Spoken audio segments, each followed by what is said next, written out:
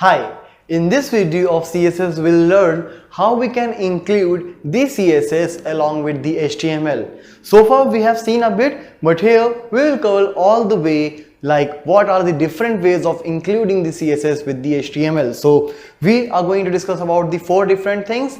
First one is the inline style sheet. Inline style sheet is something where you will write any HTML tag and right after that you will use the style attribute, and inside that you will start writing all the style rules in the CSS syntax. Embedding is something where you will write the CSS code inside the header section of the HTML document inside the style tag. So there we will write all the style rules and those will be applicable for the current HTML page only. So after that, in the body, whichever HTML tag you are putting, either you can use the name selector, ID selector, class selector, universal selector, whatever, but that will be applicable for the current page only. If you want to write a style sheet that should be applicable for all the pages of your website, then you will have to create a separate file with an extension .css, and then you will write all the style rules inside that file. Later, you are having 2 different ways of including those style rules in any HTML page. That is linking and importing. These are the 2 ways which will help us out in getting the style from a separate CSS document and where we will implement that in a current HTML page. So let's see a practical implementation of the different ways how we can link the style sheet with the HTML. So now in this particular video we'll start working with the inline style sheet. So basically what I'll do, as here you can see there are a couple of tags, that is h1 and h2, and here is the output of these h2 and h1 tag. Now if I want to put the inline style sheet, what I'll do, like the attribute we used to pass in any of the tags so far, here I will use the style as the attribute. After that, here what I'll do, I'll just put some of the values as I was doing in the previous video where we just saw the simple example. Like here, if I want to change the color of this h1, what I'll do, I'll say color to blue. As soon as I'll do that, you can see the color of this particular text, this particular heading is turned to blue. Similarly, if I want to change the font family, again I can come to font family attribute here in this style, and I will use any of, like in the previous video we use MS. That is the same I'm going to do here as well, and here you can see the difference. So basically the way to write the attribute and the value will remain same, but the thing is we will actually pass the value in the style attribute right where I'm putting the tag. Since this one is inline, if I'll put any other h1 tag, these styles will not be applicable in that heading. Like this is a sample text.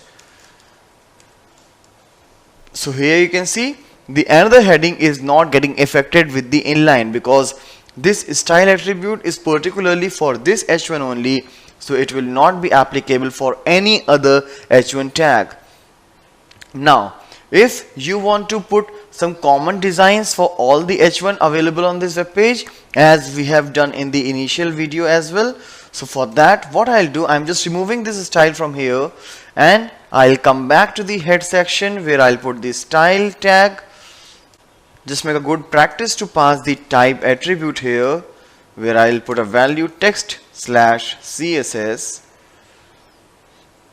and here since I want to pass it for heading, I will use the values like color to blue, font family to MS. So now all the h1 available in this particular page will be turned to the same style set which I have used for the h1 tag, and similarly you can make it for any other tag you want. there are different selectors which I will cover in our next video, but here I'm just telling you what are the different ways of putting these style things in the web page. Alright, so here first thing was the inline style sheet, and here I'm actually embedding the style sheet inside the head section of the same HTML document. Let's put some styles for the H2 as well before proceeding. So here color is green and text decoration is underlined, so it is coming with the underline. Now these are the two ways in which you can put the things in the same HTML document. Remember, if you have passed some of these styles by embedding, and if you want to make some changes in a particular thing, again you can come to H1 tag. For example, if for this particular H1 I want underline, so what I can do, I can actually come and still can pass the inline style sheet. So here what I'll do, I'll say text decoration underline. So not the first H1 but the second H1 will be decorated with the underline like this. Similarly, if you want to change some of the attribute which is being defined initially, like for example, I said like all the H1 will be having color blue and the text MS, but maybe if you want particularly this H1 should not come in MS, then you can just pass the same attribute again here, and that will override the previous one. It is like the inheritance if you are from the programming background, that this one is the parent and this one is the child specific values. So if there is nothing defined, then it will take it from the parent, otherwise it will take its own value if you want to make some changes. Like font family, here I want to put it Arial, so I'll come here and you can see this is the Arial text. So this is about the embedding and inline style sheet. But if you want, you can just cut all these style attributes from here, and I'll take another document where I'll save them all. And now let's save it in the same folder. Like currently I'm working in the CSS folder, inside which you have the demo.html, and inside this I will save it as styles.css, and here you can find the CSS extension as well, so you can choose it from here as well. So now I have saved this CSS. Alright, so now next thing what I'll do, so let's come back to the browser, and if I'll refresh, you can see only the inline style sheet where I said font family Arial and text decoration underline is still there. Rest all the styles are gone away. So what can I do is, I can actually link this style sheet into this HTML document, and for that what I'll do, I'll come to the head section again, and here I will pass the link tag. I don't want to put anything inside it, so I just close it. It will be a non-pair tag or empty tag. And now link relation. Relation is that I am going to use a style sheet. So link relation is a style sheet. Again, you can specify type, which type of text this linked file is going to bring here. It will be the CSS, again the MIME type, and href, the most important thing, that's the hyper reference. So both are in the same folder, and inside that CSS there's a file called styles.css. So again I am passing the relative path out here. So maybe if it's done, I should get these styles back. So let's refresh it here. So now I get all these styles which I have defined in this style. So these are the different ways using which you can actually use a style sheet inside an HTML document. So here we covered the three ways, that is the inline style sheet like this, the embedding style sheet where we put the style tag in the same HTML document, And this is the linking, where I created a separate style sheet and then I pass the hyper reference here in the link tag, and here is how it is working. So this is all about the different ways of using the style sheet in HTML. Hi, in this video series we are going to begin a very important topic for a newcomer who wants to learn the web designing. And here we are going to discuss about the CSS. CSS is basically a technology which is very much popular and is very indispensable for the web designing concepts. Nowadays, a lot of concepts like Bootstrap are totally based on the CSS. So here, before getting started while learning with the CSS concept, a candidate must be familiar with HTML. And after that, you must have a web browser and a text editor. Since here I am a Windows user, so I will use the text editors, which is very much free of cost, and any web browser of your choice like Chrome and Firefox. So once you have a knowledge of HTML, once you have these basic softwares like the text editor and the web browser, you are good enough to start with the CSS. So let's discuss about what this CSS is all about. CSS stands for Cascading Style Sheet.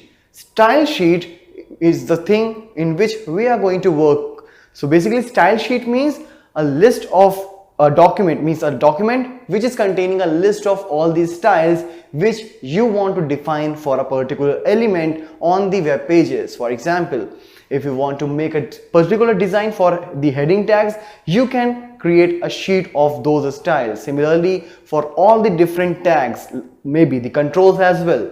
So this style sheet will help you out in making this set of style rules. Secondly, there is something called cascading. Cascading means a flow.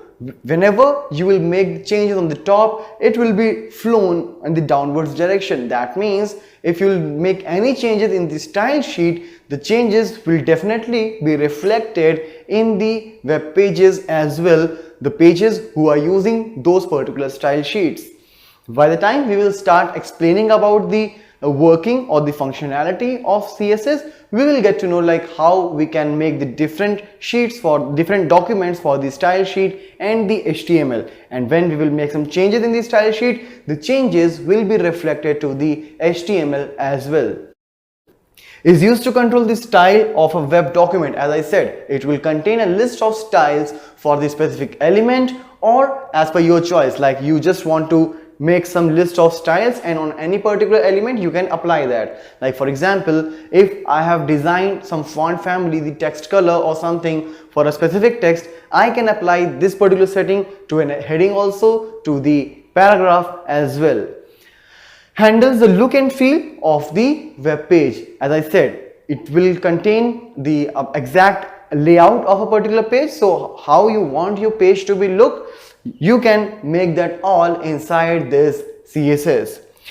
And now let's discuss about the advantages. Since we have HTML and using HTML as well, I can customize the look and feel of my web page. For example, I have a font tag in which we have an attribute like color, the family means the font face, or some more attributes. So using that particular tag, I can customize the appearance of any text. So why should we go for CSS? So let's have an idea of that.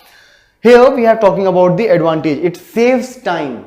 Saves time means you can design the set of style rules in a single document and later you can apply that in throughout your website. So every time when you are adding a new web page, you don't particularly have to define the set of styles again and again in a specific HTML tag. Page loads faster. When you add the HTML and you keep on adding the different tags like font or maybe some more with some more attributes, the HTML documents will be heavier, and by the time the HTTP protocol will take that particular text to the web browser, the more HTML will take more time to get loaded. If you will make a separate document for CSS, the amount of HTML on a particular page will be lesser and it will be faster in loading. Easy maintenance. Since all these styles have been defined in a single document, So if I want to make some changes in my website appearance, I can do that by changing a single document, and all the changes will be reflected to all the web pages in my website. Superior styles to HTML. Some of the tags are actually not containing the more styles for the appearance. For example, if you take H1 tag or any heading tag doesn't have a property or attribute which can change the text color. For example, if you want to say H1 color is equal to red, that is not going to work definitely. So using these styles, you can actually make the attributes applied on a particular tags which basically doesn't have those attributes. Multiple device compatibility. That means if you're creating a web page with the CSS, that particular web page will be compatible with any system like the different operating systems as well as with the different kind of devices, maybe laptop, desktop, mobile devices. It will be applicable to all. So these are the advantages of working with the CSS. So now, using all these benefits, in the next video onwards, we will start implementing the concept of CSS practically. Now, let's get started with the basic implementation of CSS. So here in this practical implementation, we will see how we can start working with the basic CSS with the existing HTML document. So let's get started by implementing the CSS in the HTML document. So for getting started with a very basic example of CSS, what I'm going to do is I will put the style tag in the head section. In HTML, we have already learned that the head section is basically meant for putting the title or for any resources. And here I am going to use my style as a resource. So for that, what I'll do, I'll start the thing with the style tag, and within this style tag I can also put an attribute which will tell the MIME type, since it will not be a basic HTML syntax. So in general way, what we do, we will put some MIME type text/CSS. Alright. Now inside this style tag you can put the style attributes. Alright, so what I'll do, I'll put for the couple of tags here, let's say for the H1 tag. So for H1, what I want to do is I want to show it with the color blue, and I want to show it in the MS font. So for that I'll say font family :MS. So basically you can observe what I am doing. H1 is the element for which I am putting this style. Now inside these delimiters, these curly braces, I will put all these style things what I want to put. And then inside this I will put the different attributes, such as color is the attribute, blue is the value. So I will separate the attribute and the value with a colon. And similarly, if you want to pass multiple attributes, you will pass semicolon as a separator. So you can just put semicolon again, and in case you want to put some more styles, you can continue by putting that. So this is all what I want to do for H1. Similarly, let's put one more, that is H2. And here I'll just put one style, that is I want the color should be green. Alright, so what happened when I'll come to the body and I'll simply put H1 tag with the text like welcome, and in H2 I'll put another text easy learning. Alright, so let's come back to the browser, and when I'll refresh this, you can see the H1 tag is coming with two attributes, that is the color blue and the font is Comic Sans MS, while the H2 tag is simply coming in the green color with the default font and all the default attributes. So this is one of the way of putting this style. In our coming videos, I'll show you what are the different ways to style the HTML document, like whether it will be inline, the outside some file or like embedding the style in this way. But this is all for now. Hi, in this video of CSS we'll discuss about giving the styles to the font. Like if you want to give the font a different color or some style rules like the font family you want to change, if you want to give some styles like make it bolder, make it italic or something, you can go for the fonts in these styles. So let's see what all different options are available while working with the fonts in CSS. So here now with the reference of font style in CSS, I have taken a number of paragraph tags, and in each P tag you can see there are different options available for the fonts.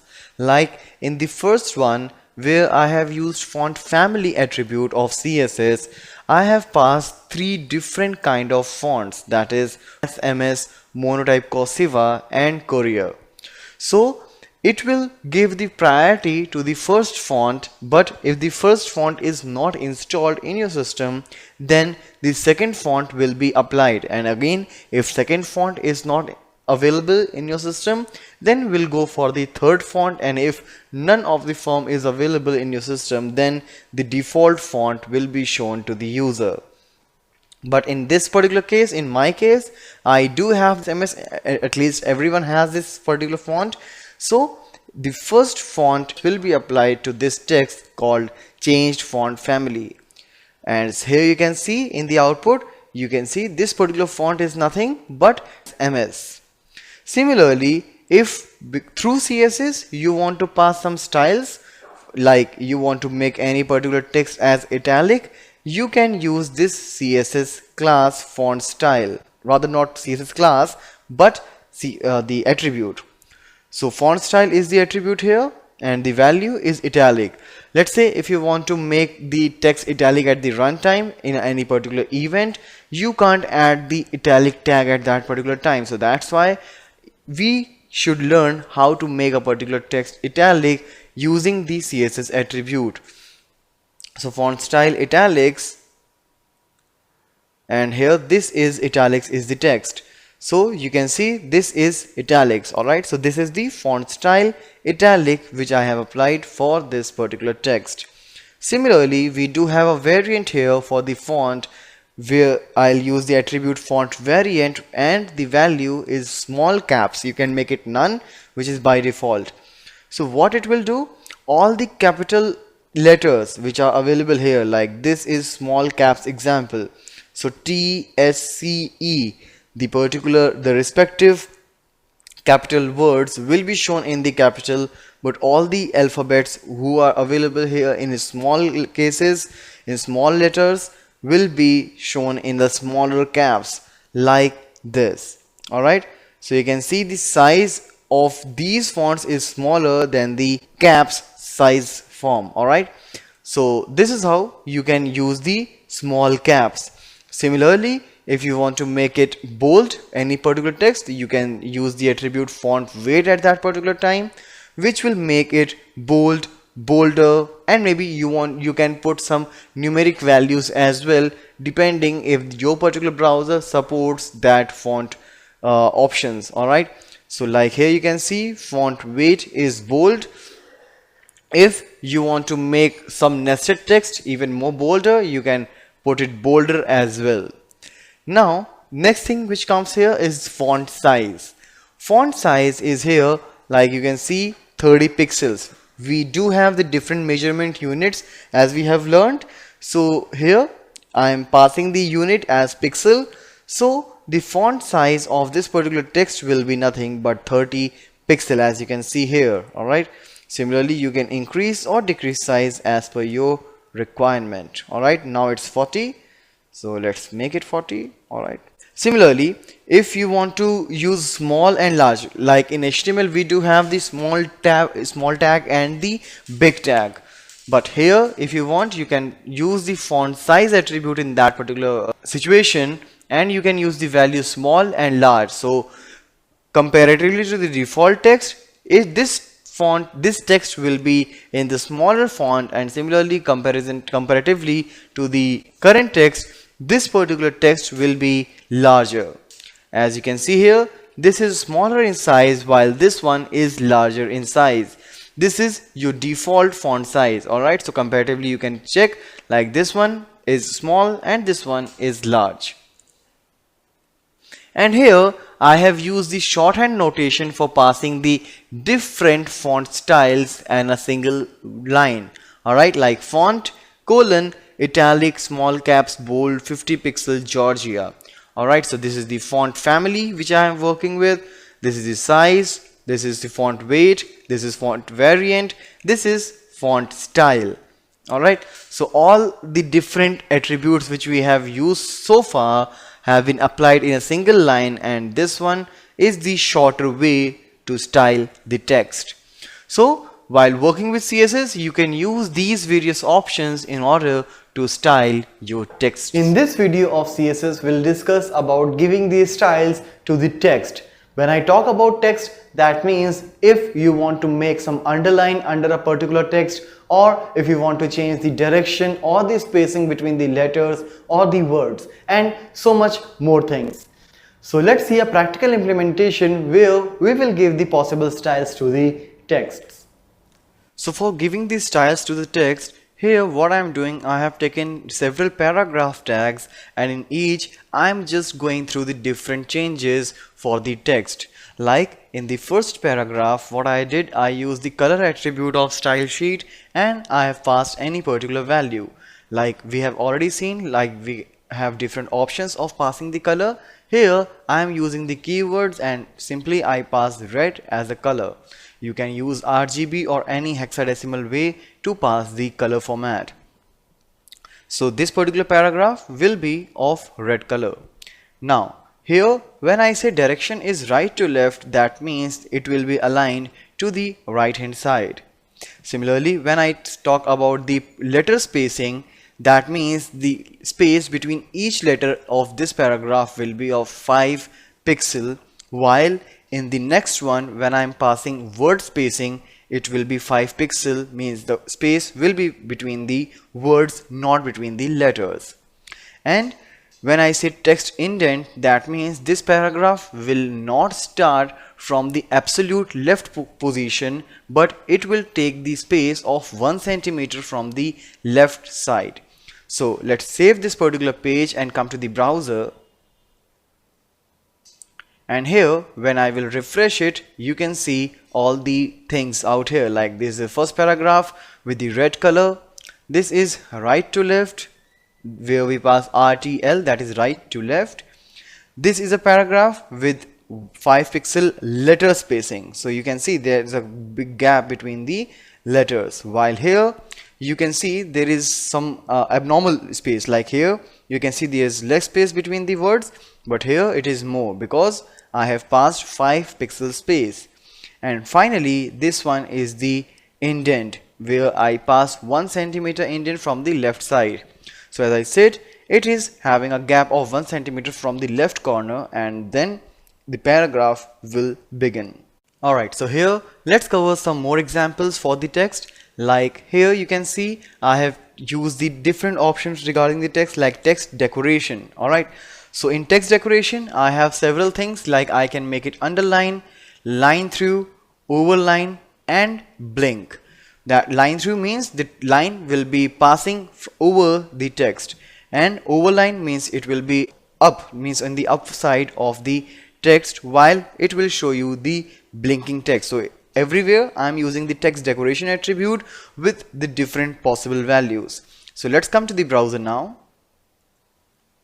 and here you can see the underline, line through, overline and blinking text.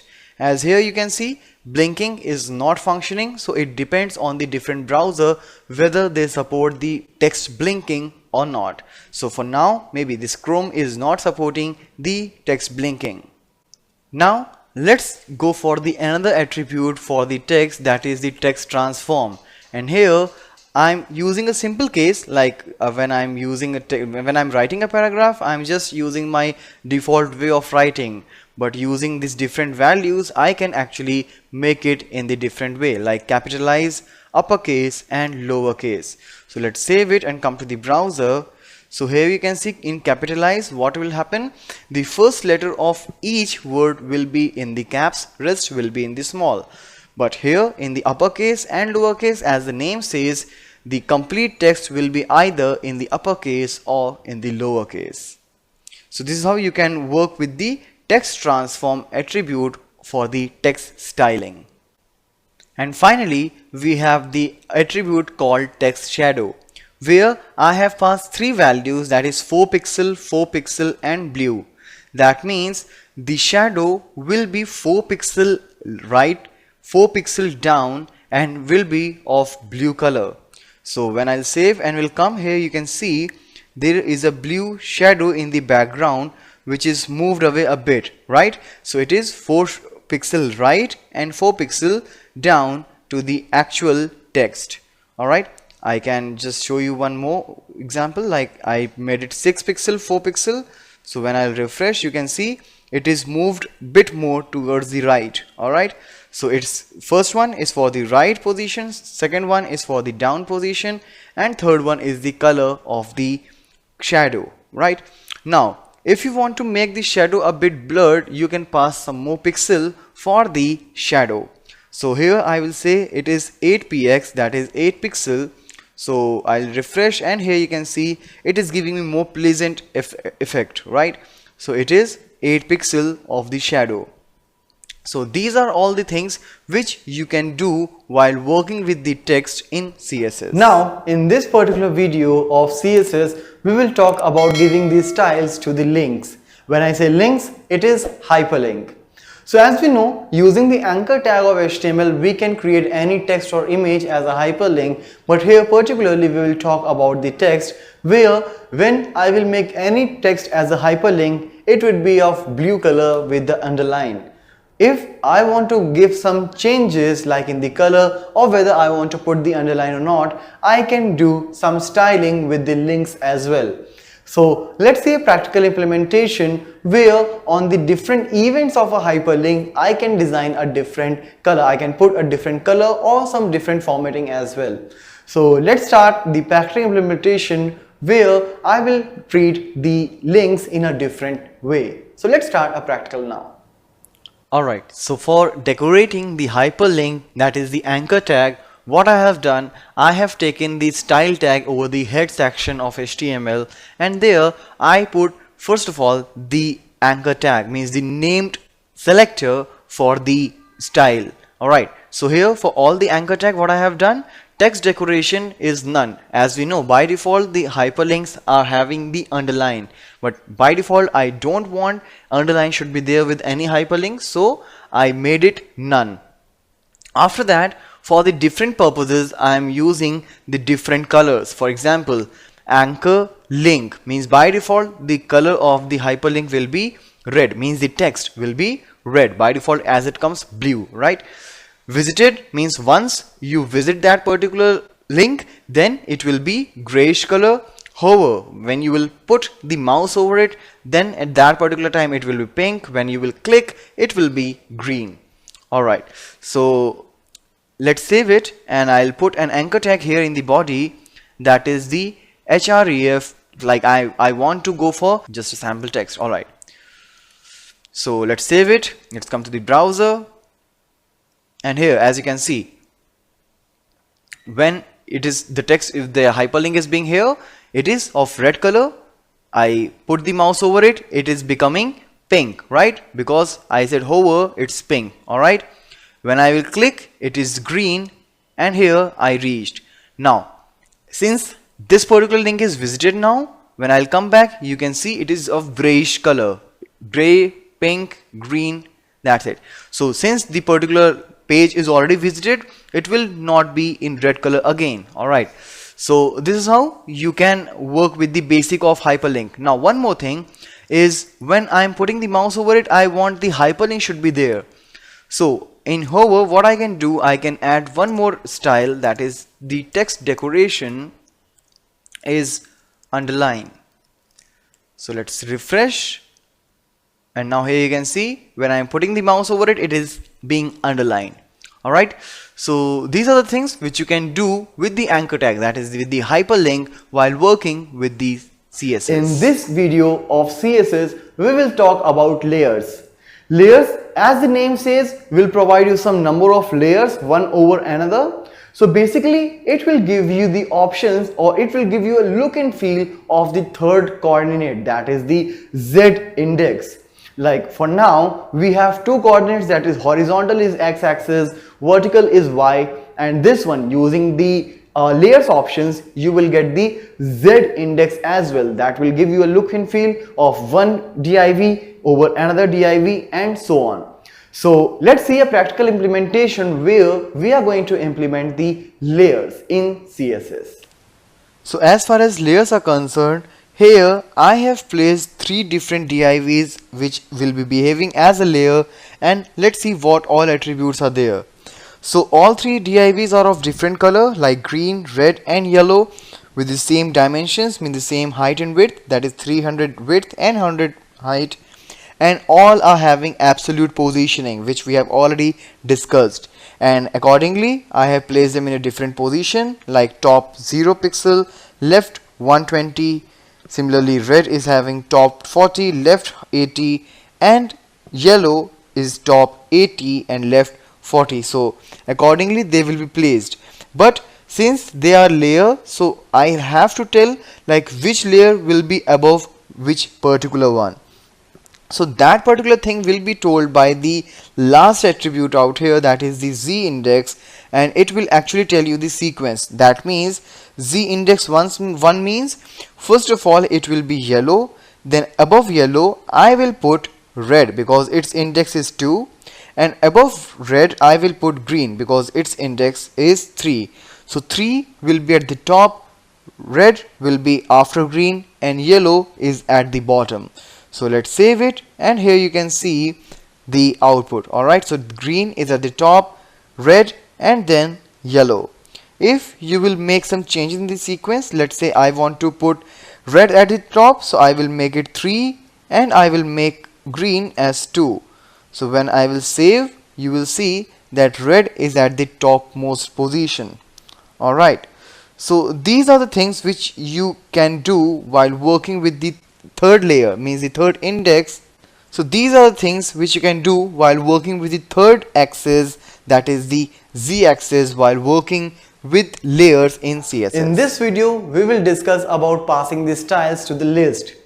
When we learned the list in HTML, we got the list like the definition list, unordered list or ordered list, which were either giving some bullet or a number figure just before the list. But if I want to give some different styles, I can go for the list options in CSS as well. Options like, if I don't want any bullet or number before any list item. Whenever you are adding a list item, it is coming one after another in a vertical manner. But what if I want to get them all in a horizontal way or in a thumbnail?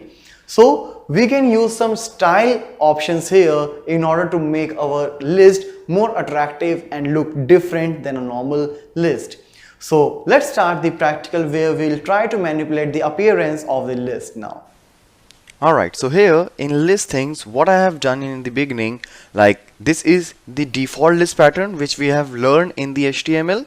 So using UL, that is unordered list, or OL, that is ordered list, you can just start putting some list things, and here I am using the nested list.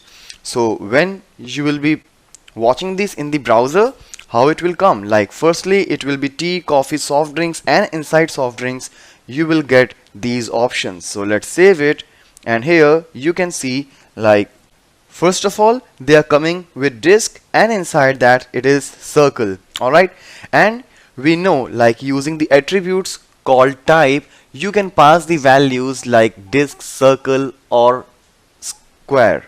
Now you can do the same things using CSS also. So what we can do, using list style type, this attribute inside the style tag, you can pass which particular kind of bullet you want. So here you can see I have used all the three ones like square, disk and circle. So this is how also you can change the type of square in each of your list items. Rather than passing that in UL, I will pass the style type, list style type here in the li tag. So Let's see that. Like first you can see this is square, disc, circle. So this is how you can create them. Similarly, for ordered list also, you can use the list style type with the different values like lower Roman, upper Roman, lower alpha, upper alpha, and numbers which are default. So you can just make these different values with the list style type, and here you can see that the lower Roman, upper Roman, lower alpha, upper alpha. Alright, so by default when you create a list, each element or each item I should say comes in a different line. But if you want to create the inline list like this, you can simply just do one thing, that is here in each unordered list you can write float left. As soon as you will start writing float left in each list item, they will all come in the same line. The reason why I am using width 10% because I don't want any congestion with the list item. I want to give them proper width so that it will be easy for the user to get the elements. So width is nothing with the inline thing, it's just for the better appearance of the list items, and here float left for each list item will give you the list in single line. But if you don't want any bullet out there, like I don't want these things either horizontal or in vertical list, what you can do, right here in the list tag, that is either unordered or ordered list tag, you can simply say style list style none. Alright, so as soon as you say list style none, so none of the type list style type will appear before the list items. As here you can see there are elements available, but there is nothing like any alphabet or any bullet specified before them because the list style is none. So these are the different implementations that you can make while working with CSS in list items. Now in this video of CSS3 we will talk about the animations in it. So far when we were doing the transformation, maybe 2D or 3D transformation, you were not getting that exact picture. Maybe it was something like if it is rotated, you may be not getting how it is getting rotated, but using the animation you can get some animated things as well. For example, you may get a moving text using the animation, you may get some rotational boxes of div tag obviously using the animations. So here what we will do, we will just set a starting position and the finishing position, and this animation will take us between that particular path. Alright, so let's see a practical where we will put some basic animations using CSS3. Alright, so now let's hear it for the animation. So let's start with a very basic example where, like all the previous videos, most of the previous videos which we were doing is I'm creating a box with the width 150, height 150, means it is a square shape, background color red. Alright, so it is like a normal box, but after that it starts with the animation thing. So what are the things out there? First thing is we have to put the name of animation, because there could be number of divs, there could be number of element where you want to perform animation of different type. So for specifying each animation you will give it a unique name. Like here I have taken the name example. Now after example it is a name, like after that it is about for how many duration you are preparing this animation. So for me I'm taking it 4 seconds. Now in these 4 seconds what all I want to do, so that we'll have to set by using the keyframes. And when you specify keyframes you will have to tell also like which particular example, means which particular animation, because here I have given the name. So you will have to specify for which particular element you are going to perform this keyframe thing. So I'm doing it for the example. What I want to do, I will start the color transformation, like the background color I will change it from red to yellow. Alright, so since you can see background color is already red, so I will start it from red, so both will get mixed, and then I will change the color to yellow in 4 seconds. Alright, So as you can see, it is for that particular div whose ID is my div. So in body, I only have one div with the ID my div. So let's save it, come to the browser and refresh it. So in the 4 seconds of time, this box will transform itself from red to yellow. As soon as the transformation is over, it will come back to its original one because I have given a default background color to this div, that is red. Alright, so again I will refresh. In 4 seconds it will come from red to yellow, and once it is done, it will come back to its default one. So this was just about the keyframes thing where I changed the background color. Similarly, you can change this position also, whatever you want.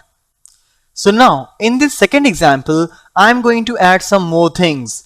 Here the animation name and duration will remain same, but I'm going to make some changes. Like in the previous one, it was starting from red and finishing with yellow. But if you want to take it from red to green by passing some of the colors, you can do that as well. So what I'm doing here, I'm using percentage thing right here. So at 0% means at the very beginning, the background color of example means for this particular animation will start from red. Once the 25% of the time will take place, 25% means the 1 second. Alright, it is because it's total 4 seconds. So when the 25% of the time will passed, I will change it to yellow.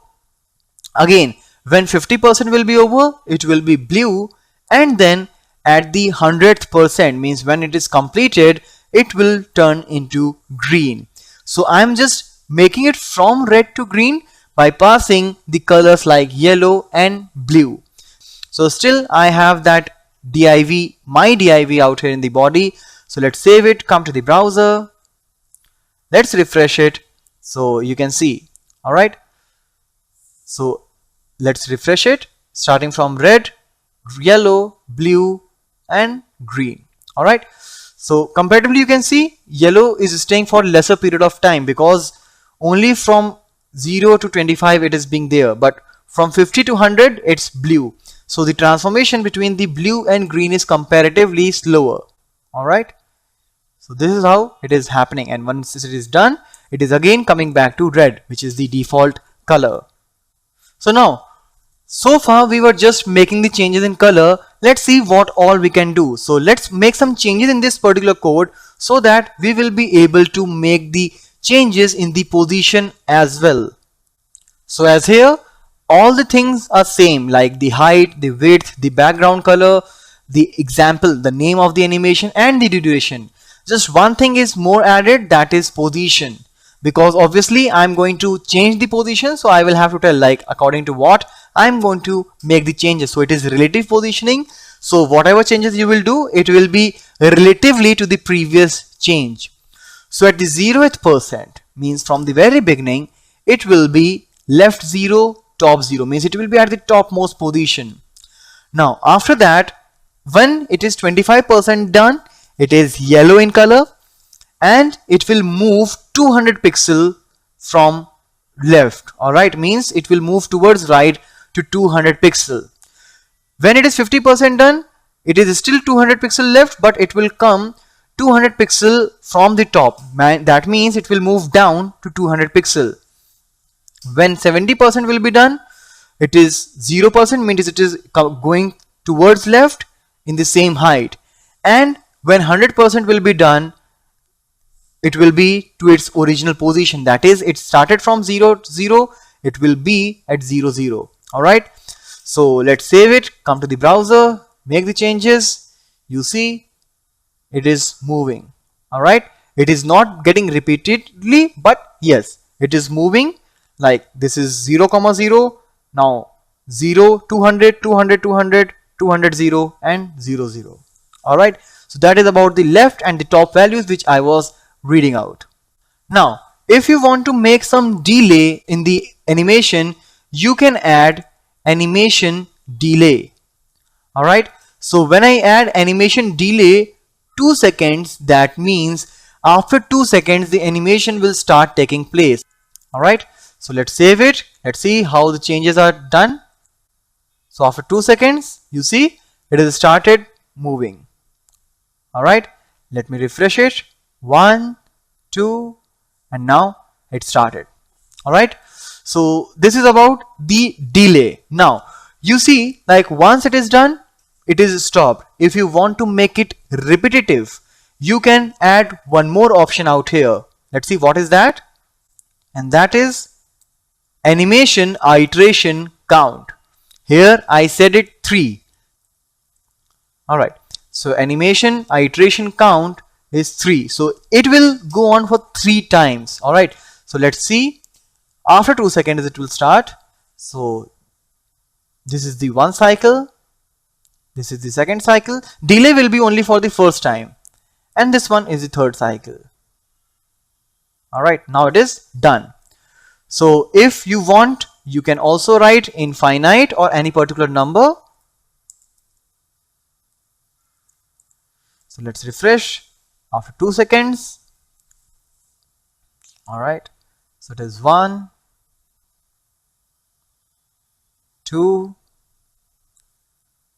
3. It's not going to stop obviously after 3 as well, and it will keep moving unless you make some changes or you do whatever. Alright, okay, now there is something more called the direction. So animation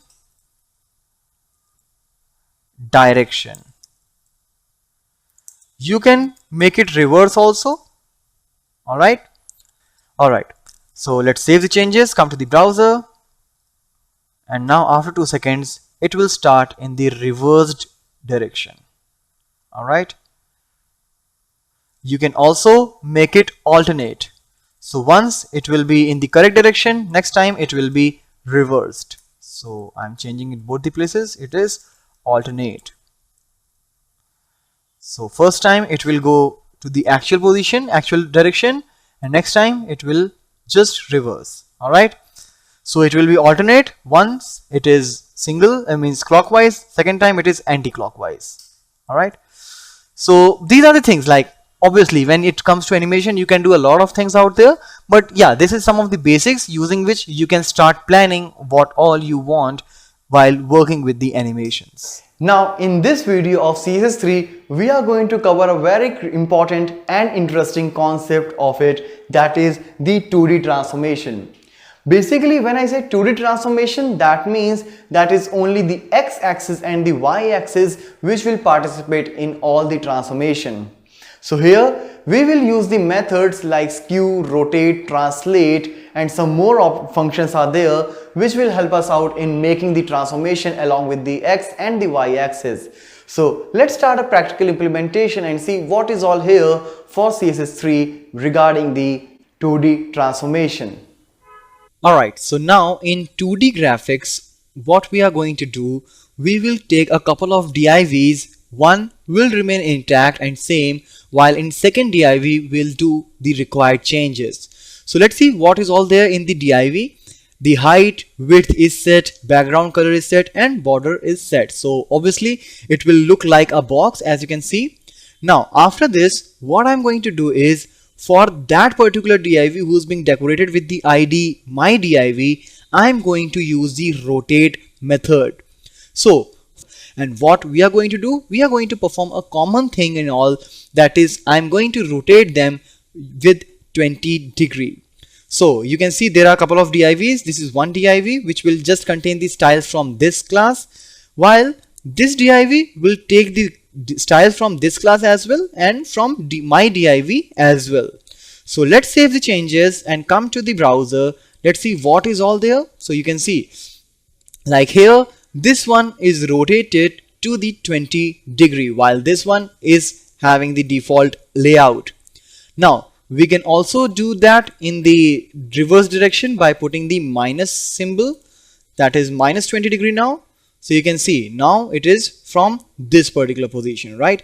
So depends like how you want to rotate, either clockwise or anti-clockwise. If you want to do clockwise, just pass any degree, or in anti-clockwise just pass minus symbol along with that. Now similarly you do have one more method here called skew, in which I'm going to skew with x-axis or y-axis. So I'll do it with skew x 20 degree, that means it will be skewed using the x-axis only. So skew x and x. So now here you can see the x-axis is parallel still, means it is same, but here it is being skewed. Alright, the whole thing is being skewed, including the text inside it. Similarly, you can skew it on the basis of y-axis. So I'm using skew y now. Alright, so you can see the y-axis, that is the vertical ones, are the same, but the x-axis is changed to 20 degree. Alright, and now using skew only, it will be taken from both the sides. Alright, means skew x and y both will be there. Alright, so these are the things which you can perform in 2D graphics. You can just transform it on the basis of different shapes and sizes, but when you will do the same things including the animation, you can see them moving in the same way. So we'll do the animation in our coming video, but this is all about the 2D graphics or 2D transformation in CSS3. Now in this video we are going to cover the 3D transformation. As in the previous video we saw like how the transformation took place along the x and the y axis.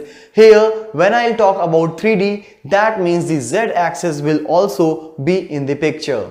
So whatever the transformation will take place using the method like skew, translate, rotate, that will go across the x, y and z axis as well. So let's see a practical implementation of performing the 3D transformation in CSS3. So likewise, we use the rotate function in the 2D transformation. Here I'm going to use the rotate x, rotate y or rotate z in the 3D. So depends in how many degree you want to rotate it. You will just pass the axis around which you want to do the rotation. Rest, again I'm using a div, which is nothing but a box, pink color box with the height 200 pixel, with the height 100 pixel and width 200 pixel. And again there is a special div in which I'm performing the rotation. So this is the normal div with straight box, and this is the my div in which all the rotation will take place. So let's save it, come to the browser and refresh. So you can see this is rotated to 150 degree using the x-axis. So the whole text is being rotated as well right after that. Alright, it is being rotated along with the box. Now it is rotated using x-axis. You can do the same using the y-axis also. So rotate y. So now you can see the whole rotation is take place now according to this axis. Initially it was using the x, now it is taking the y. Alright, so this is rotate y. It is still written x, but now as you know, like I'm using rotate y, so let's make it rotate y axis. Alright, so this is y. Alright, similarly you can do the, because it is 3D, there is z axis also, there is z axis, so you can use rotate z as well. So now the rotation will take place as per the z. So let's save it, come to the browser, and here you can see the third dimension of it. Alright, so these are, as I said, like these are the things which I'm just using it in the transformation. If you will create a storyboard using the animation, you can see them, you can feel the animation and the transformation taking place. Alright, so in our next video we will learn about the animation, but this is all about the 3D transformation using CSS3. In this chapter of CSS, we will discuss about the colors. Colors are basically one of the very important aspects whenever we talk about the formatting or giving some attractive look to our web page. So we will learn how and what are the different ways of passing the color for a specific element of the HTML. So here we have 4 different ways of doing the same. First is passing the hexadecimal code, short hexadecimal code, RGB, absolute, and keywords. As we know, like whenever we talk about a color, all the colors are made up of 3 basic colors, that is red, green and blue. So this RGB combination here will help us out in forming the different colors which we can make. So hexadecimal, short hex code, and RGB absolute, that is the red, green, blue absolute, and the keywords. Keywords will help us out in writing the name of a specific color. So here is a short example.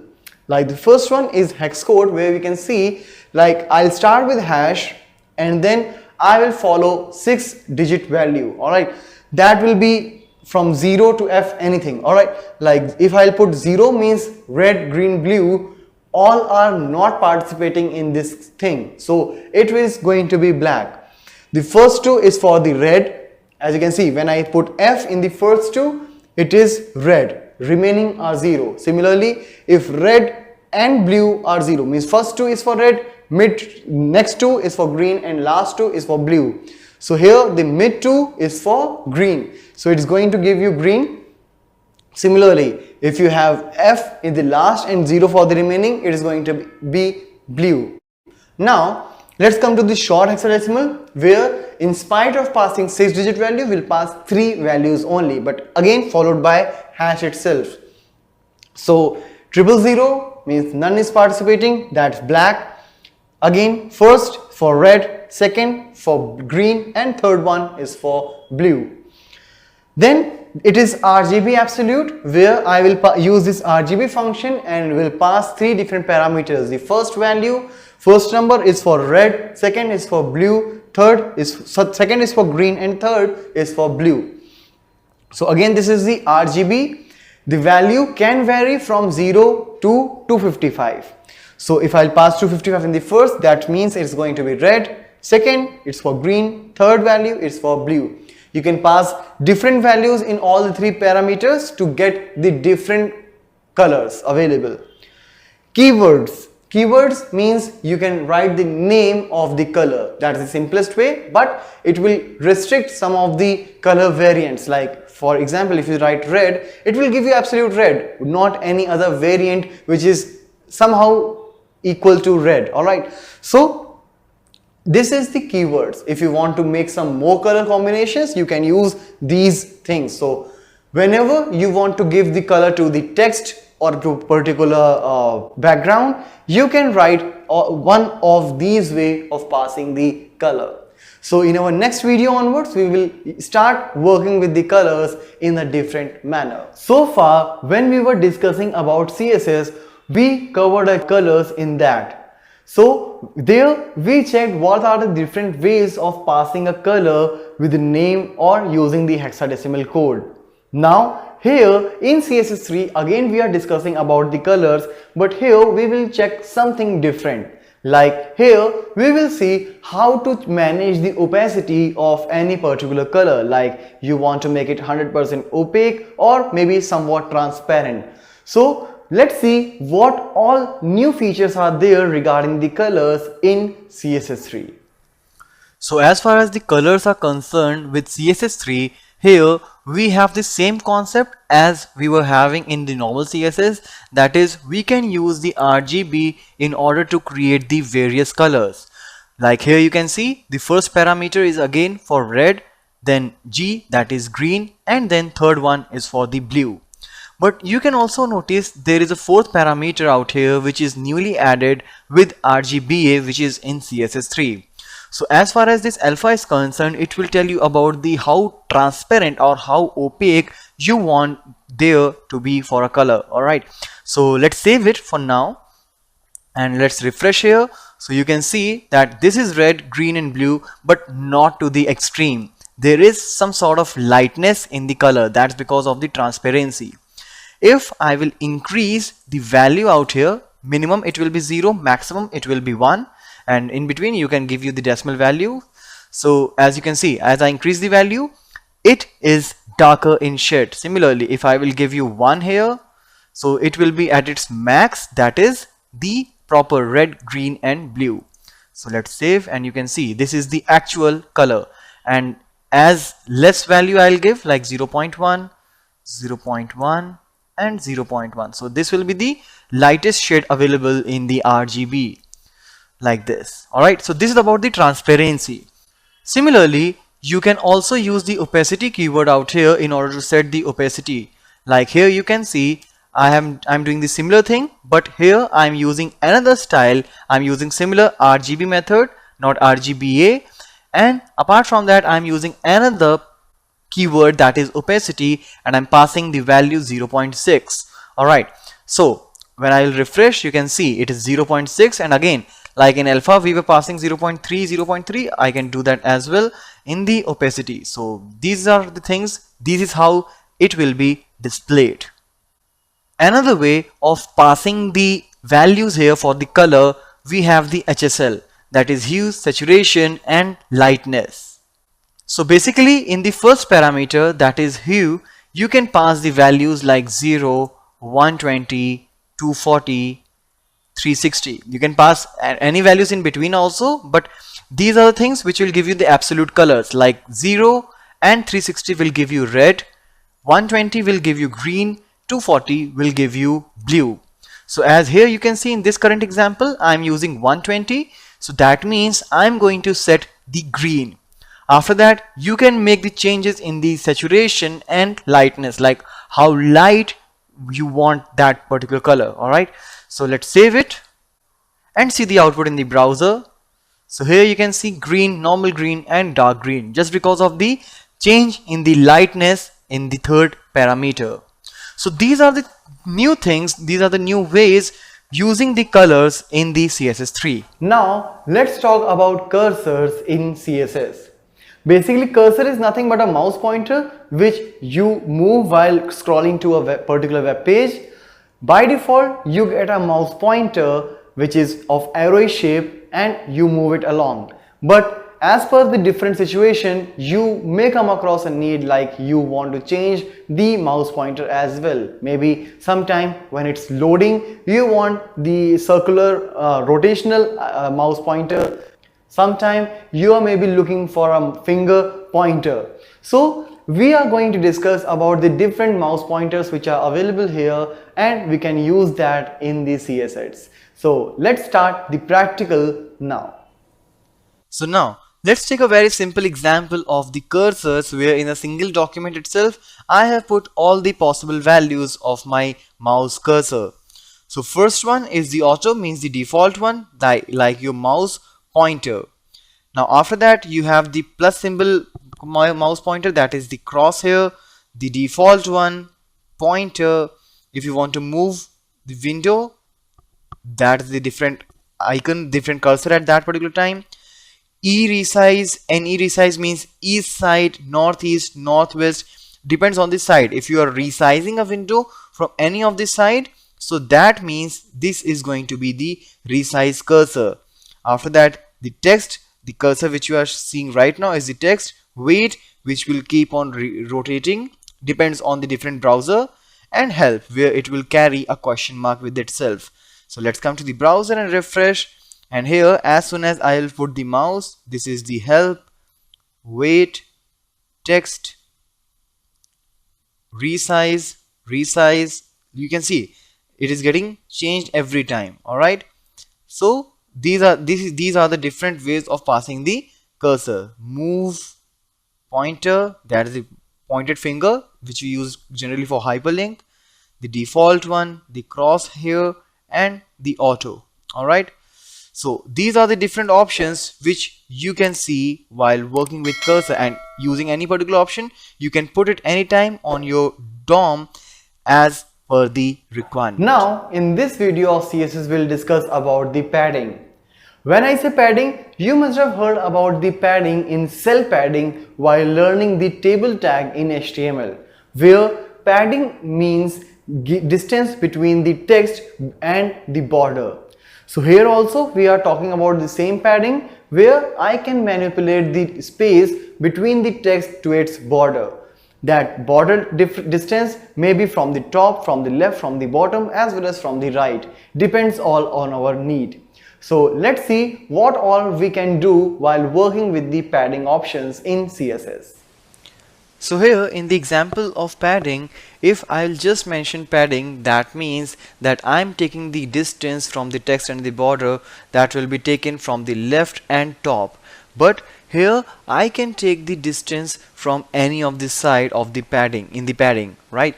So Here in this current example, I'm using padding bottom. So that means the distance of the text and the border will be taken from the bottom side. So let's save this, and if I'll come to the browser, here you can see that the distance is right here from the bottom. This one is the 15 pixel while this one is 5%. Similarly, if rather than padding bottom, I'll say padding top at both the places. So you can see the same distance is coming from the top, and very similarly you can do it for the left and right as well. So let's put it left. Alright, so here you can see the distance is being taken from that side, but since the percentage, and now you can see 5% from there. Alright, I can also use padding right, but here as you can see the alignment is already left and the padding is already taken from the right, so it will not work. So first you can try by yourself by putting the alignment to the right, and then you can try padding right. So these are the things which you can take care while putting the padding, while putting any text inside the border. Now in this example you can clearly see that we have the padding different from all the different sides. Like here in the first paragraph I have used padding 15 pixel. That means it will be 15 pixel from all the four sides. But if I will specify like 10 pixel and space 2%, that means from top and bottom it's going to be 10 pixel, and from left and right it's going to be 2%. Similarly, if I'll pass 3 different values, that means the top is going to take the first one, the bottom is going to take the third one, and the left and right will share the middle value. But here you can see we have the different value for all the four sides. So top is 10 pixel, the first one, then right one is 2 pixel, and after that the top and the right are taking, means the bottom and the left are taking the same values, that is 10 and 10. If you want, you can just make the change to check the difference. So I am making the change to 30 pixel.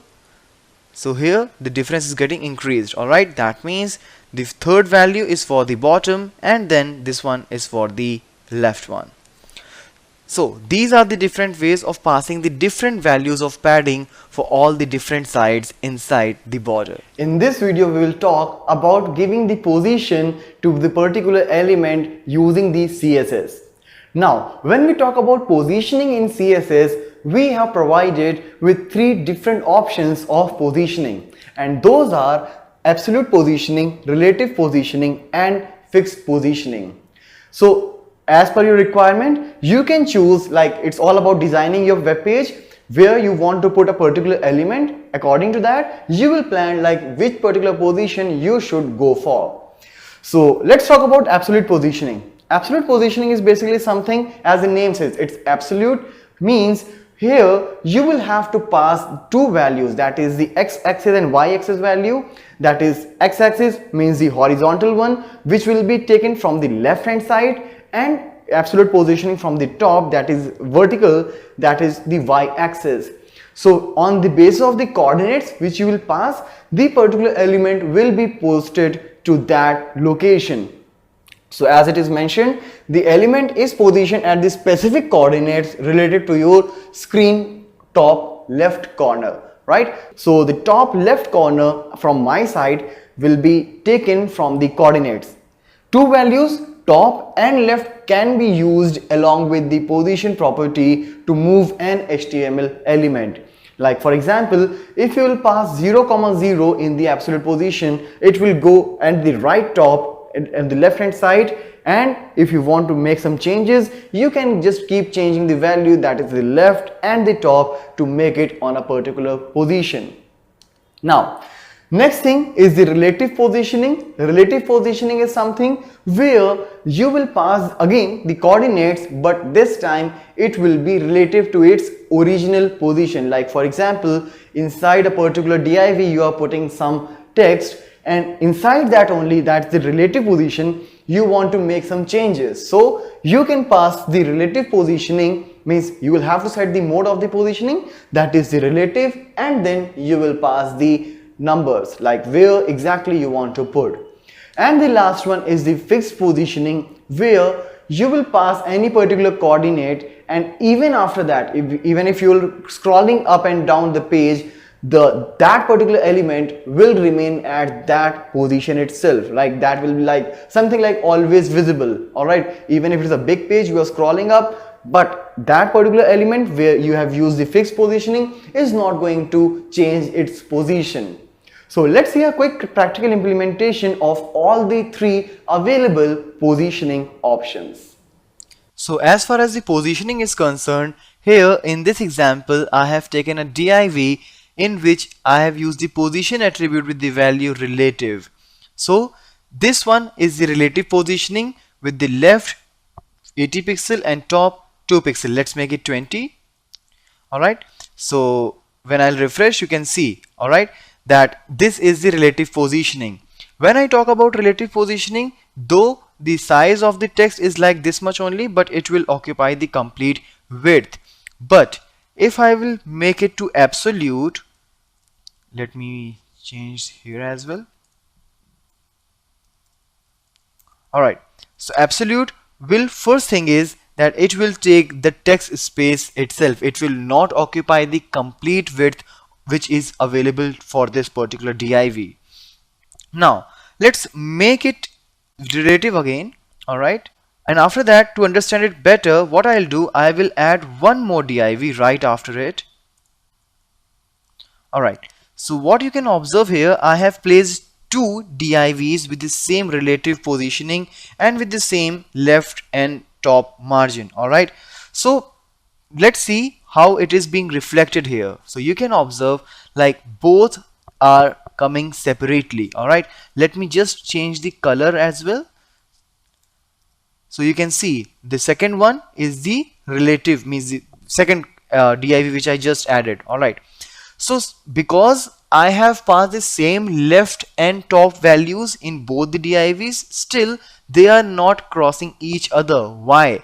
Because the second one is related to the first one. Relatively, it is adjusting its position. But if I will say it absolute, then it is not taking the reference or relevance of any other element of this particular DOM. It will just take the relativity of that particular element inside which this div is existing.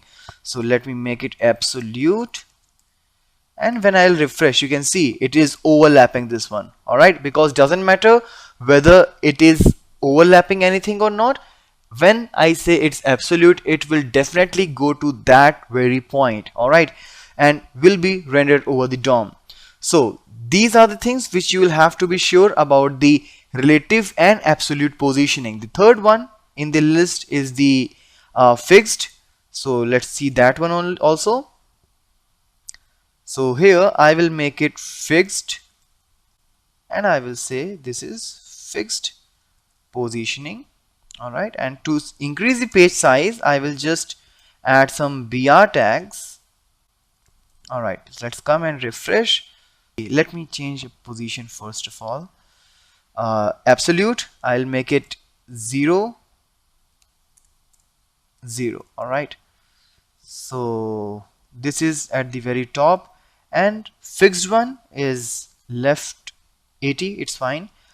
Top I'll make it 120, so it will come down. Alright, so this is fixed position. So when I will scroll, you can see this is still there. So this is the fixed positioning, the simplest one without any confusion. It is going to be at the same position. So in case you want something like always visible type of content, you can put it inside the fixed positioning. So these are the three things which we have as far as the positioning is concerned, that is the absolute, relative and fixed with CSS. In this particular video, we will see how we can change the dimensions of the border as per our requirement, so that we can make the boxes of different sizes, maybe smaller or larger. So let's have a practical implementation where we will see about the dimensions using the available CSS options. So as far as the implementation of the dimension is concerned, here we are going to try some dimension of width 400 pixel and height 100 pixel.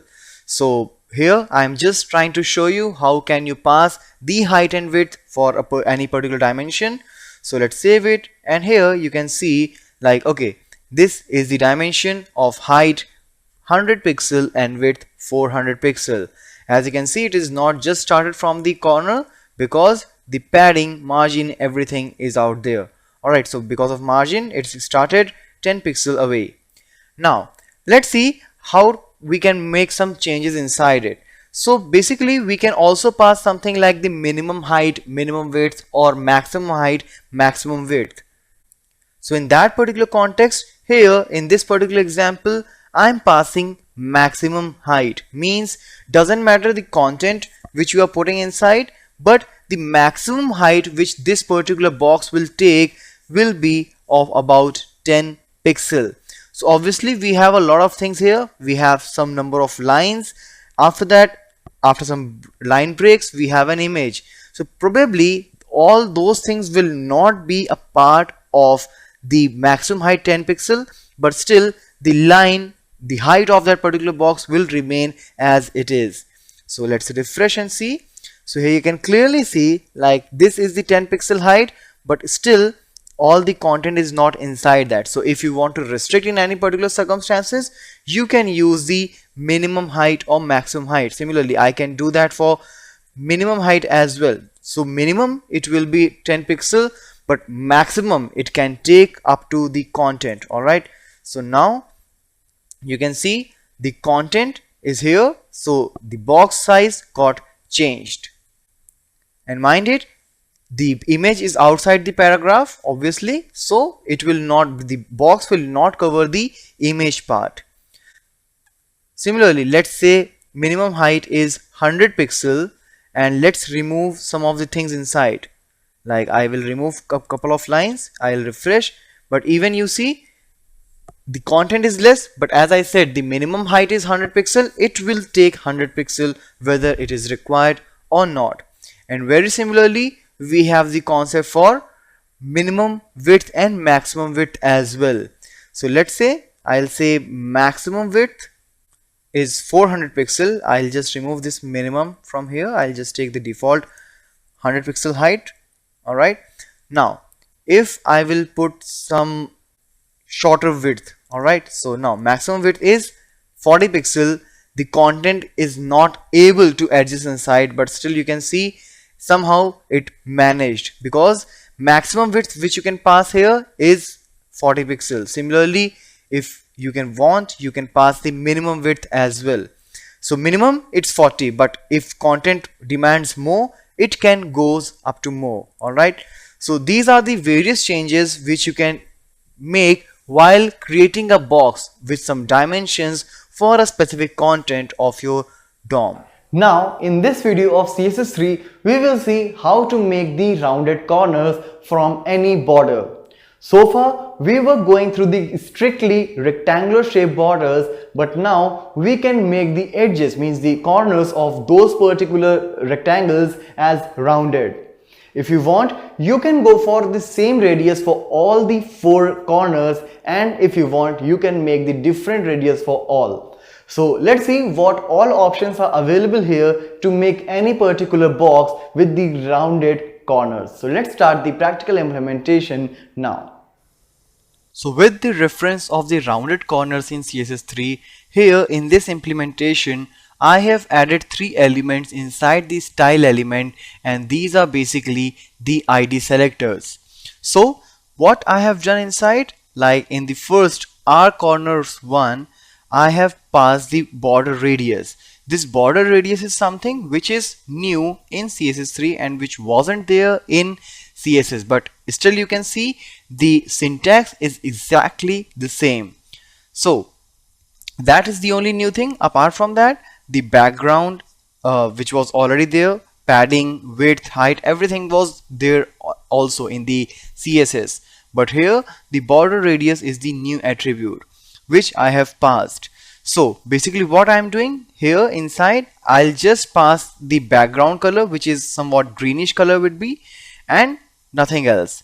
But if I'll come here, I'm also passing the border right here. Alright, I'm not filling the background with any particular color, but there will be a 2 pixel background, 2 pixel border with solid, which we know like solid, dotted, dashed, all the possible options, and with the same color. Padding, width, height, everything is same as of the previous one. And here in the last one, what I'm doing, I'm setting an image as the background of that rounded corner div. So for that I have passed the URL as I used to do. As I said, like most of the things which I'm doing here are all similar to as of CSS, just the border radius is something new. So using these things, I have added the 3 elements inside styles. Now let's come to the body, and since I have used the ID selectors, I will take 3 different divs of paragraphs or whatever you want.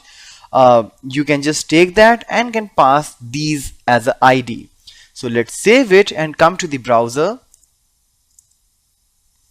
You can see all the 3 rounded corners. Alright, so this is the background color, this is the 2 pixel border with the same color, and here I have passed the image. Since here I have used the repeat, alright, background repeat is repeat, so that's why after that it is getting repeated. So these are the things which I have applied using the rounded corners. Now let's see how we can pass the different radiuses for each corner. Like here you can see the curve which I have here is same with all the ones, but I can actually change the radius of each corner. So for that, here are the few modifications. Like I just passed single value in the border radius in the previous example, but now I am passing 4, 3 or 2 values. So let's see what is the difference. So as you can see, there are 4 values. So basically the 4 values will mean, that means different values for each corner. So let's save it and come to the browser again. Let's refresh, and here you can observe that 5 pixel, which is the smallest one, which belongs to this particular corner. Next is the 30. So here you can see 30 pixel. Then it comes to 50, this one, and then 15, this one. Alright, means starting from here 1, 2, 3 and 4. All 4 radiuses are different. But if I'll go for only 3 values, then obviously one will be sharing with some other corner as well. So here you can observe like this and this, these 2 corners are same, which are having 50, the common value. 15 is 15, that's the first one. Alright, 50, second one, 30, the third one as of the top, and since there is no value for this one, so these opposite diagonal corners will share the value. That means 50 radius for both. And when there are only 2 values, so obviously 15, 15 and 50, 50. Alright, so these are the ways using which you can use the rounded corners feature, which is newly added in CSS3. Now, in this particular video, we will see how to work with the visibility of any particular content in your web page. Maybe at the runtime you come across a situation where you want to make some particular text visible at runtime, or maybe you want to make it hidden at runtime. Along with that, you may also want to make it collapse or expanded. So let's see a practical implementation of how to work with the visibility of any particular element in a web page practically. So as far as the visibility is concerned, here I have taken a couple of paragraphs in which the first paragraph tag is the normal one, means as the normal text it will be visible over the browser, while the another paragraph is decorated with the style where visibility is set to hidden, means this particular text will not be visible over the browser. So let's save the changes and come to the browser, and here you can see only the first paragraph with the text. This paragraph should be visible in normal way is visible in browser but the other one is not. So basically if you don't want to show anything, that doesn't matter, like you can just remove that from the text. It's no use of putting this visibility hidden as such. But if at the runtime you want to show or hide some of the content, then definitely it is going to help you. So what I'll do here, inside the head section I will write a couple of code, like inside the style tag I will use this p hover, means in the hover event when I will put the mouse pointer over the paragraph, at that particular time the visibility should be hidden. Alright, so let's remove this particular paragraph because it's of no use for now. So let's save it and come to the browser, refresh it now. So for now this particular text is visible, but as soon as I'll put the mouse over it, so you can see this paragraph is no more visible, and again you can see this particular paragraph is there.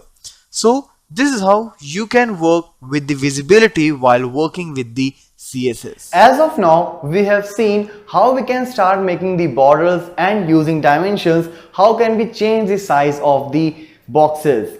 Now in this particular video we will see like what we can do if the content inside a box is way more bigger than the box size, and maybe for some restrictions we cannot increase the size of a box to a great extent. So in those situations we will add the scroll bars, either vertical or horizontal or both as per our requirement. So let's see a practical implementation where we will see how to add the scroll bars along any box. So let's see the practical implementations now. Alright, so let's continue with the implementation of scroll bars, and here what I'm going to do is, again I will make some dimensions with some height and width as we have done earlier, and in case there is some overflow of the content I would like to add the scroll bar. So let's see what all I am going to do.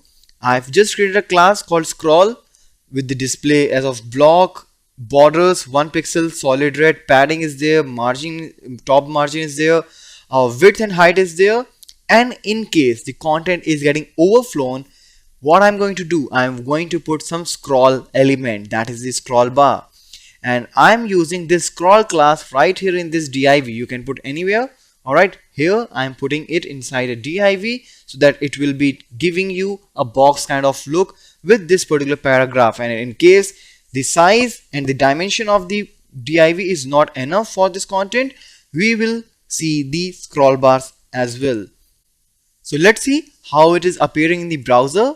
So you can see, like, as the content is big enough, the margin is all there, which I have set in the CSS class.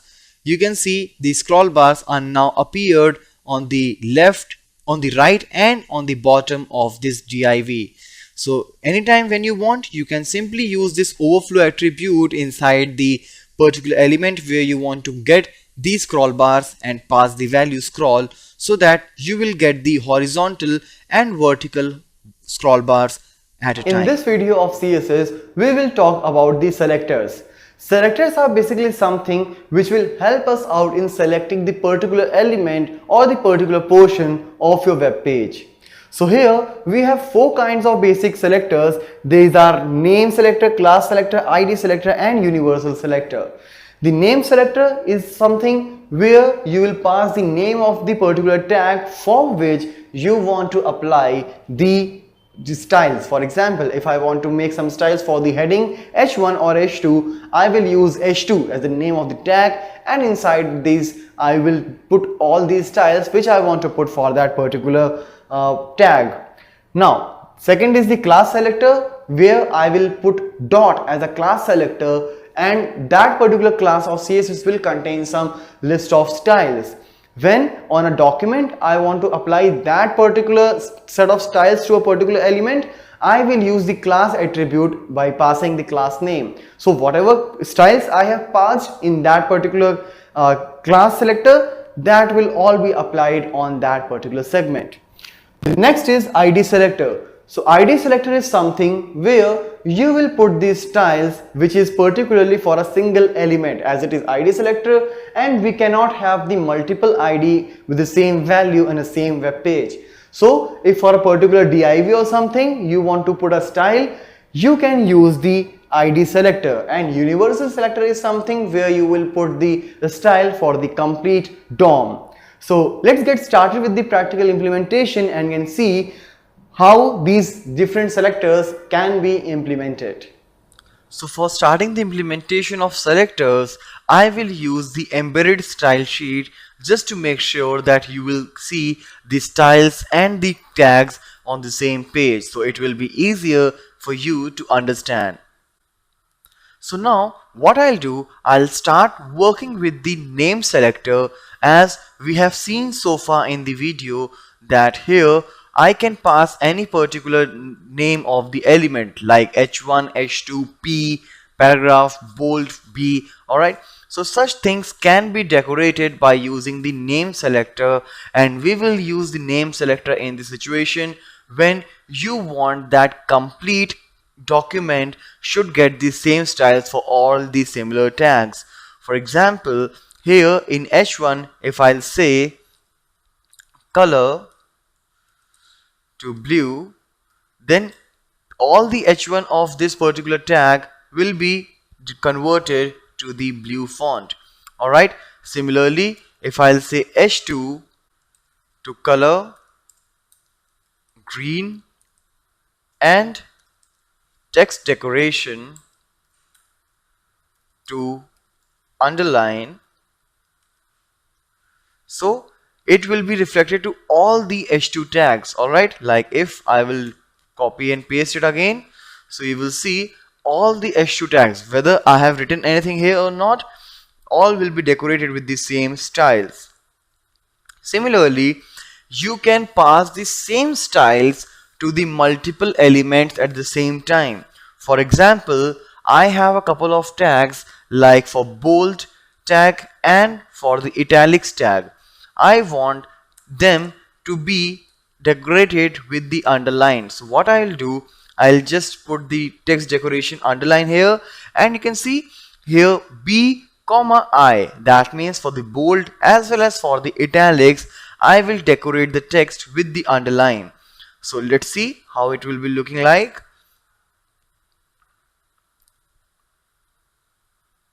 So here I'll put a bold tag, like this is bold.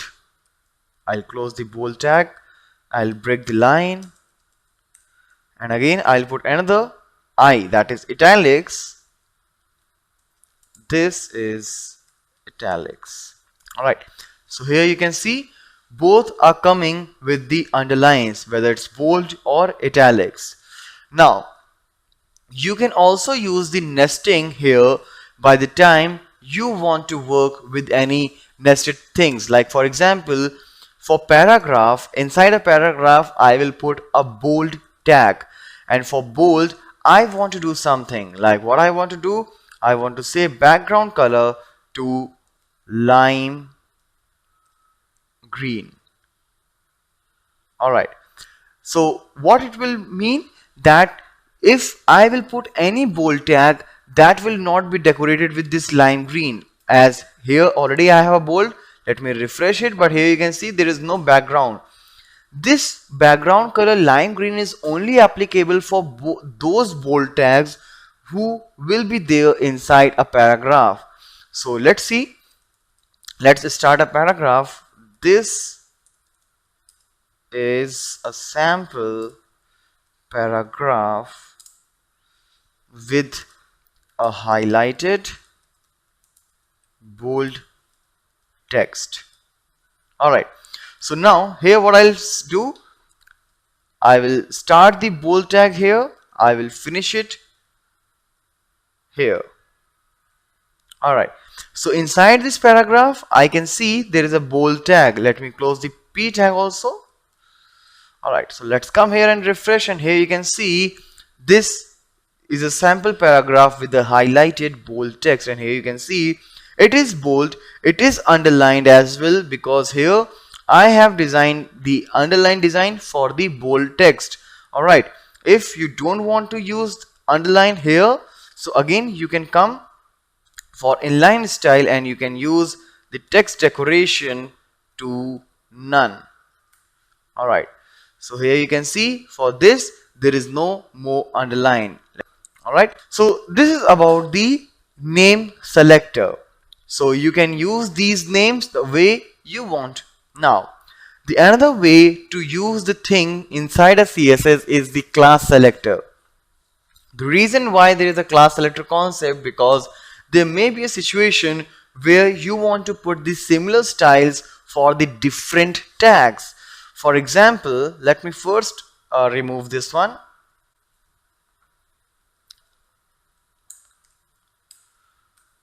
So what I'll do for the class selector, first of all I will use dot, that is a class. Alright, and here I'll set different style classes. Let's say the first style here I will use the color green and font Times New Roman. Similarly, let's put another style 2, another class.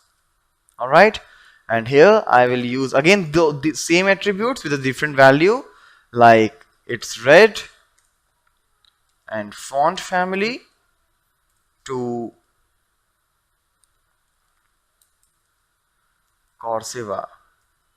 Alright, so now here I have not specified like for which particular tag I want to put these styles. So if I am saving it, you can see all the styles are gone away.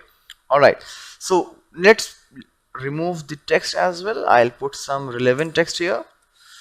So what my requirement is, like here I'm putting an h2, that is a heading, like heading 1, and for this particular heading I want to put a paragraph.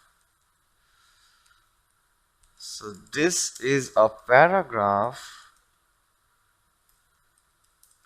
for heading 1. Similarly, I want to repeat the same thing for one more tag, that is h2 again, it's heading 2. This is the paragraph for heading 2. Alright, so now this is the updated text. Now what I want to do is, I want that this heading and its relevant paragraph should come in a similar manner, and this particular couple, like this heading and a paragraph, should come in a similar manner, but with the different styles which I have already defined here. So what can I do is, I will use the attribute class, and here I will pass the name of the class like style1. Alright, so let's close it now. Alright, and I'll do the same thing. See, I'll use the same style for this paragraph as well. Similarly, in this particular situation, I will again use a class attribute with a different value, that is style2, and I will use the same class, that is style2, for this paragraph. So let's come here and refresh, and you can see that both of these class, like h1 and h2, here means heading 1 and heading 2, are being decorated with the different classes of style. Alright, now what I'll do is I'll enclose them all inside a div. Alright, I'll put it all inside a div. Let's close this. For now it will not be reflected, but now let's add one more selector here, that is the ID selector, and for ID selector I will use hash. Alright, so like my div is the ID selector. ID is actually an attribute in order to make a unique element in your HTML document. So what I'll do here, for making a div, I will use some of the attributes like height. Let's put height as 300 pixel, width as 500 pixel. Alright, and we'll put a background color here with the background color yellow. Alright, now Here's how I have decorated this my div, but if I want to apply it here, what I'll do is I'll say id is equal to my div. So this ID selector will be applied only to that particular element in the document which is being decorated with the same ID. As here you can see it's my div. It's just a unique feature to give it, but for this particular element I have designed this whole styles. So when I'll refresh here, you can see it's being enclosed inside a box with such things. If you want to use some padding things as well, you can do that. Let's say 20 pixel is the padding. So now this is how you can start. So these are the different selectors that we worked on, that is the name selector, ID selector and class selector. So that is all for this video. In this particular video, we'll discuss about the background. In background, basically, when I talk about, you can pass the different colors in the different ways, which we have already learned in the previous video. Along with that, you can also pass the images in the different ways, like sometime you want to fix background, sometime you want a movable background. As for your choice, you can pass the background image. So let's start practically what all we can do of designing a web background using CSS. Now in order to set the background here, let's first put the background for a paragraph, and for doing that I'll put style attribute. I can do that here as well in the style, but for this I'm going inline. So style is equal to background color. So background color, whatever you want, like let's say I'll pass yellow. So that will basically change the background color to yellow. Since I specified the background only for this paragraph, so only this much portion is being having a background yellow. But you can see like there is a sentence, and after that I have added 3 line breaks. That's why you are getting this much height. Alright. Now if I want to do the same thing for the complete document, I could have done this thing, like I can just put this style attribute here in the body. Let's remove it from paragraph. Alright, so when I'll refresh it, you can see the complete document is now having a background yellow. Similarly, you can choose any color of your choice, and if you want, you can also put the image as a background. For doing that, what I'll say is background image colon. Here I'll have to pass the URL of the image, and inside this URL function, URL attribute here, I'll pass like is a folder in the same location where I have saved my web page, and inside that I have bg.jpg image. So you will pass the URL of the image, and when I'll refresh, you can see this is the image which I wanted to set in the background. The text is still the same. Now if you want, you can just make some amendments in the same image. Like if you want to repeat this particular background, by default it is getting repeated horizontally as well as vertically, since the size of the image is smaller than the screen size. So what I can do is I can just pass the semicolon, and I can apply the attribute like background repeat. So if you will say repeat, that is the default value, means there will be no change. But if you will say repeat X, only horizontal images will be repeated. As you can see here, vertically it's not getting repeated, since X denotes the horizontal and Y for vertical. Now when you say repeat Y, so there is no image right here on the right hand side, but it is repeated vertically. And after that you can also say no repeat. That will just add this image once. You can also set the position of the background by passing the attribute background position to any particular value. So basically what it will do is, when here you refresh, it is taking the margin of 100 pixel from horizontal as well as from the vertical. By default it was getting started from this coordinate 0, 0, but now it is taking 100 pixel margin from the left and from the top. So let's come back to this one, and I will put some more line breaks here just to make my document much bigger. Alright, so let's save it, let's refresh it. Alright, let me just remove this first. Let me remove this background repeat as well.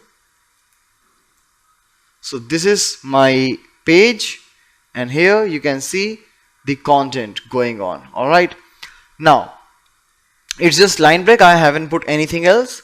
But now there is one more thing, like if I want to fix my background, for doing that I will pass the attribute background attachment to fixed. So let's save it, let's refresh it here, and now when I will scroll you can see there is only content floating. Alright, let me put some content as well so that you can feel that. I'll put it somewhere in the middle so that you can see it scrolling.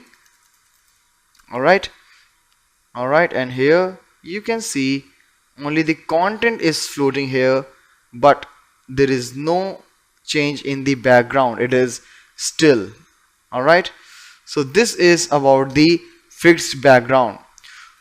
So these are the things that you can put in your paragraph or in the background of your whole document, where you can put the colors or you can put the images in a different way. Now we are going to discuss about the gradient color in this video. As in the previous video, we saw how to do the manipulations with the colors in terms of their opacity. Now here what we will do, as the name says it's gradient colors, means it's going to be gradient, means we will use multiple colors and one after another those colors will come in a series and will give a very beautiful look in the output. So let's see what all options are available with CSS3 to make the set of colors as the gradient color. So as far as the implementation of gradient color is concerned, here I have taken an ID selector with the name grad1, and later I am applying this to a div. Now let's see what all changes I have made inside this ID selector. So the first is the height. I want 100 pixel height for this particular div. After that, you can see that there are number of background options to all. So pink and green, I have added a couple of colors out here. So let's see how the output will look like. And here you can see that this is the output, right? By default it is coming from top to bottom, but if you want to change the direction you can just add one more parameter, that is left, like from left to right. So I will add left in all the ones. Alright, so now you can see starting from left it is going towards right. So these are the couple of directions, like from top to down, from left to right. Similarly, you can give the styles for the diagonal gradient colors also. For that, you will have to tell a couple of directions, like left top, that is the starting position. Alright, so let's see the browser output. Like here you can see red, blue. So left top, it is starting from red, and then diagonally it is changing its color, and at right at the last it is blue in color. Alright, since red and blue are the two different colors out here. So these are the things where I'm using the linear gradient, like it could be from top to down, from left to right, or from diagonal.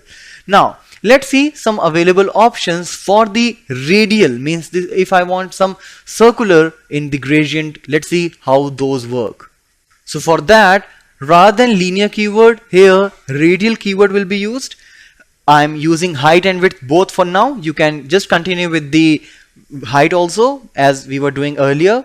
And now here you can see the difference, like red, green and pink. Alright, since there are three colors, you can pass the percentage, like how much width you want in each color. So pink 60%, green 15%, 5 for red. Alright, so let's see the output now, and here you can see. Alright, so this is how the radial gradient will work, starting from the last, means this one is the inner one, then the outer and the outermost. Alright, if you want you can add more colors in the same method. You can also use the repetitive option for that, like for example if you have a couple of colors and you want them to keep repeating unless a particular time comes, you can do that as well. And how we can do that? Just by adding this repeating keyword. Alright, so now the method is repeating radial gradient. Or so I'm just using a couple of colors like 10% for yellow, 15% for green, and after that, because it's just covering the 25%, so after that it will keep repeating. Alright, that's why I'm using repeating out here. Alright, so let's see the output here. Now you can see, okay, so every time this green, yellow, green, yellow, green, yellow is keep repeating itself. So this is how you can work with the different options available with CSS3 regarding the gradient colors. Either it's for repeating, either it's for linear or radial. In this video of CSS, we are going to discuss about the very important concept using which we can give some very attractive look to our web page, and that is the images. Images, as I said, can give you a very representational information along with some decoration as well. So proper formatting of image is one of the very important tasks of a web designer. So let's see a practical implementation where we will pass some different styles to the images. So let's start a practical implementation. Alright, so now for putting the image, we know we will work with the img tag, and here we have the attribute called src, where I will pass the URL of the image. Now to give some styles to this, I will use the style attribute as always, and then I will pass a couple of things. Like here I am just making some changes in the border, though we have a lot of new things which are there in CSS3 which we will cover in the upcoming series. Now here we see border, it's 3 pixel, means that's the width of the border. Dotted means there will be not a solid border, it will be dotted border of red color.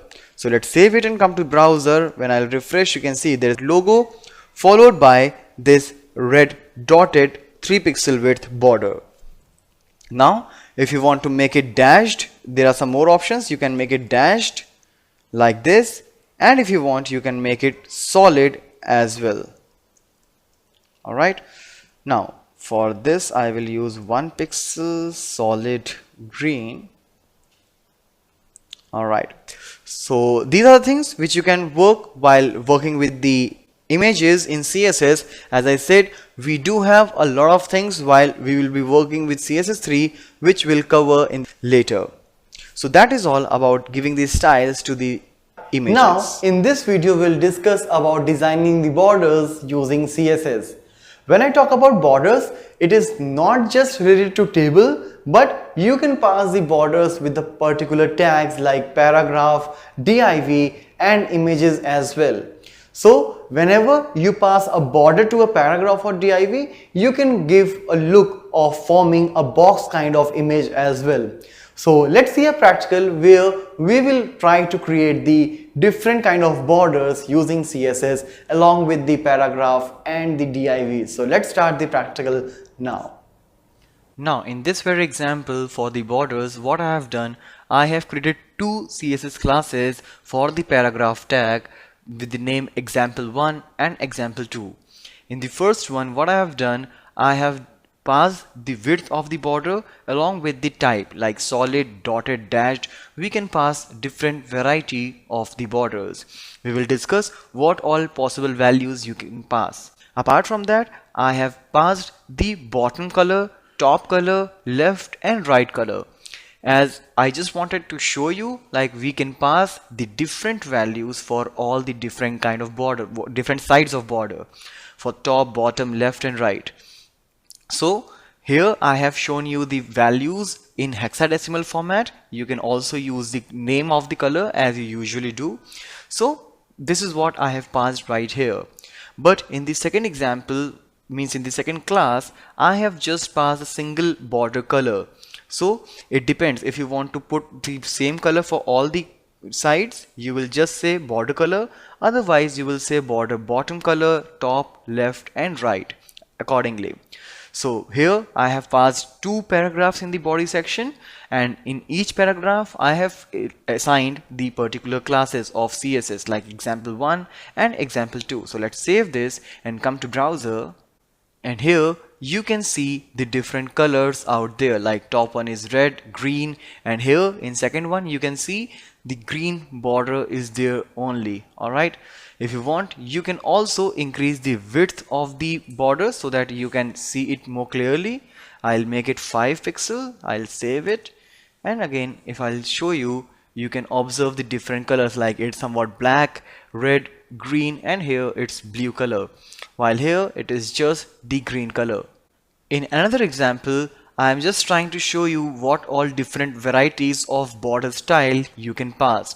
Like here I am keeping 4 pixel width common for all the borders, but the border style is getting changed every time. Like here it is none, means there will be no border.